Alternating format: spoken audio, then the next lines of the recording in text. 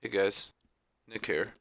I wanted to go over a hand that reminded me of probably the single most influential video in my personal poker career that Phil Galfond made like 5 years ago or something like that. It was called When a Scare Card is Not a Scare Card. He was making videos over at BlueFire Poker for a while at the time that this video came out, and that video series called Phil Galfond Philosophy is, in my opinion, like the five greatest poker videos of all time. There's probably poker videos now that surpass them, but they laid down the foundations of like how to be a great poker player and how to think like a great poker player. This hand reminds me of one of my favorite videos in that series, which is called When a Scare Card is Not a Scare Card.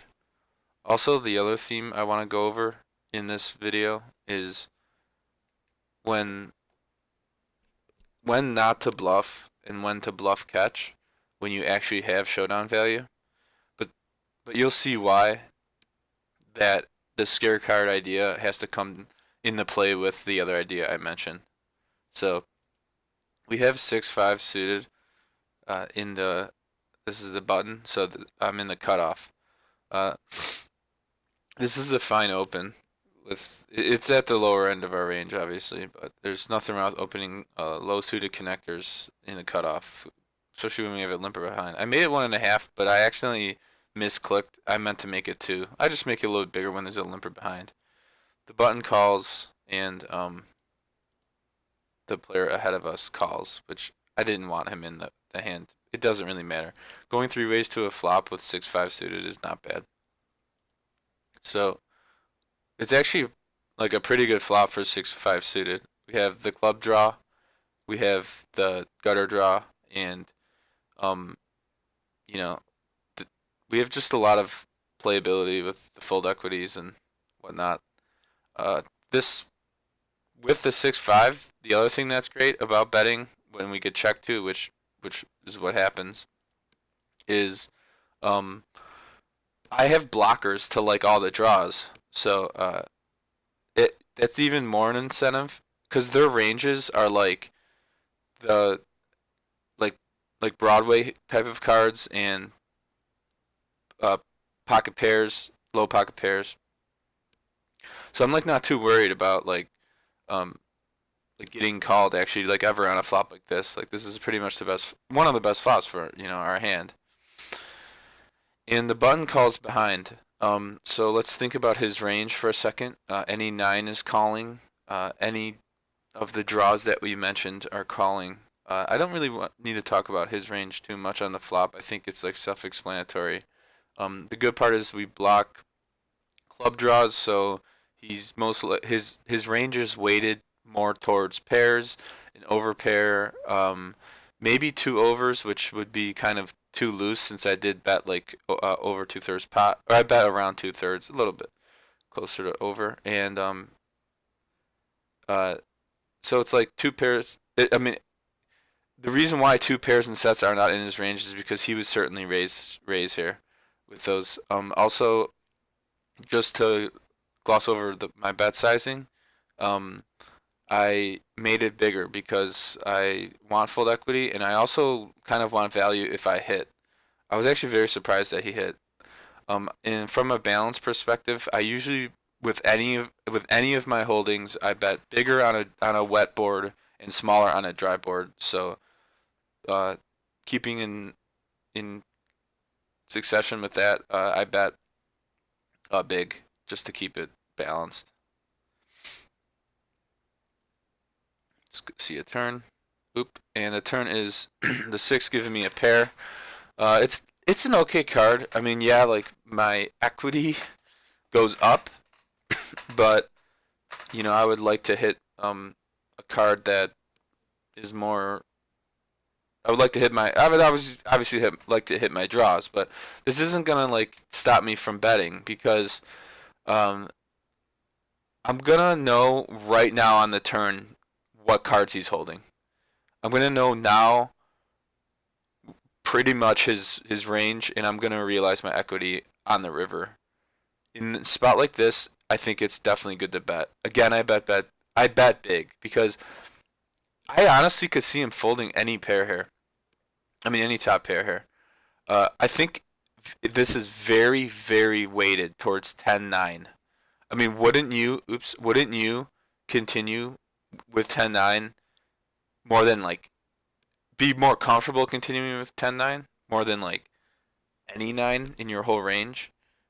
Especially because now that the 6 brought even more outs for you. So,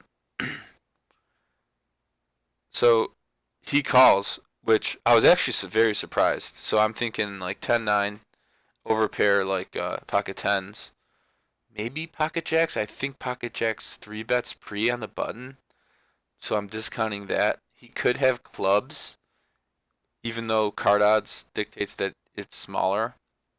The odds are smaller because I have 2 clubs. 2 pair sets, all those type of hands. The straight, which is 7, 5, 10. They raise here. This board is just too wet for any of those hands to not raise here. So we take a river, and the river comes the infamous, and the whole point of this video, the Queen of Diamonds. The scare card, right? Well, is it a scare card? That's the thing that I wanted to talk about in this video. And it's amazing that I actually last night, the actual last video I watched before I fell asleep, I rewatched most of the Phil Galfond Philosophy videos, especially the scare card video. And I can't believe this situation happened. Now, you think it's a scare card because, well, it's higher than the board, so any overs hit. Ace queen. I mean, it's weird. It would be weird if he had ace queen.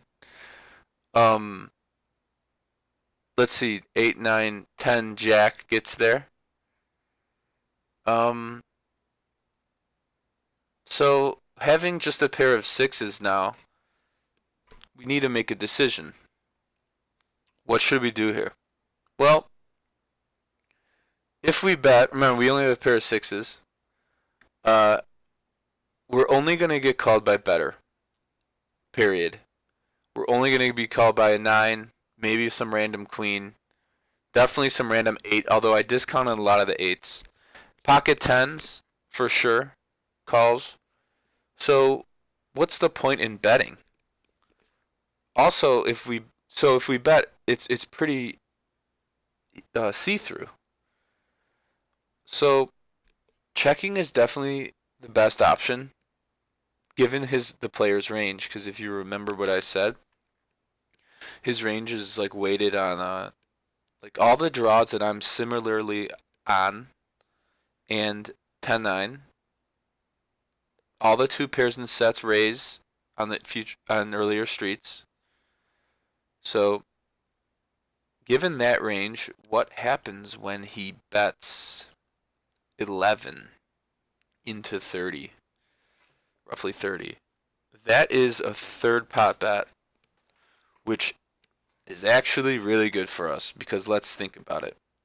Now, we have 4-1.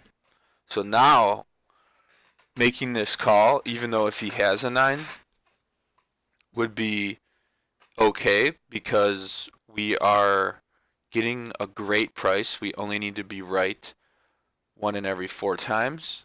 We also, discussing his range before, we also realized that wouldn't a 1-pair hand not bet here? A 1-pair hand, given previous action, would probably check it back. Because what would be calling, like if he has 10-9, what would I call with that is worse? I mean, 6-5? Is it very realistic for 6-5 to bet two streets and then call a river bet when you have 10-9? So I don't think he has a queen because it's again only one pair. Remember, I bet two of the streets. I showed a ton of aggressive action. So when I get to a bet like this with only a pair of sixes, which is 1, 2, 3, fourth pair, I'm thinking to myself, I have to be good here. I don't think there's any other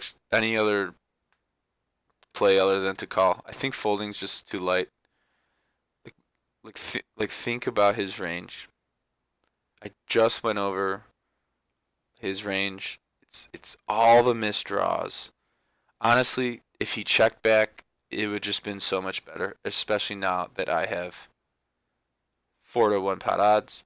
And I snapped this, by the way. I didn't even blink when he bet this. And of course, he shows up with the very draw that we put him on. Clubs, baby. And we win with the pair of sixes. I think this is the type of hand that a lot of people that don't play poker every single day like I do just don't make. You need to make these types of plays, and I'm not by any means saying like bragging here. I'm just saying that with hard work and dedication, this is the kind of stuff you need to be doing. With the Phil Galfond videos that I watched, thinking outside the box like this is just the way you need to play. This is what separates someone who could beat the micro stakes. Now we're getting into like low mid stakes, because I'm actually been playing 100 NL. This is what you have to do, or you're just not gonna beat it. I understand his thought process in terms of like why he bet, because he has nothing. He has king high, but this isn't limit hold'em. This is no limit, and when your range is polarized like his is, and honestly, I don't even think it's that polarized, but let's just like give him the benefit of the doubt. He should just jam here if he's gonna make a bet, because at least he's getting me to fold out, theoretically fold out more hands. In theory, I honestly think he's not anyways. The best play is just to check it back, but you know, that's just like maybe a better play. It's to jam rather than to bet 1/3, which kind of is stupid of him. Anyways, guys, I hope you enjoyed this video. I remember seeing a hand like, I just remember back in 2014, 13, when I saw that video by Phil Galfond and watched that series. It was like the most mind-blowing thing ever, and he's a much better teacher than me. He's obviously a much better player. He knew about these strategies back in like 2011, 2010, 2009. I will post a link to the description, or I might post a link to his videos.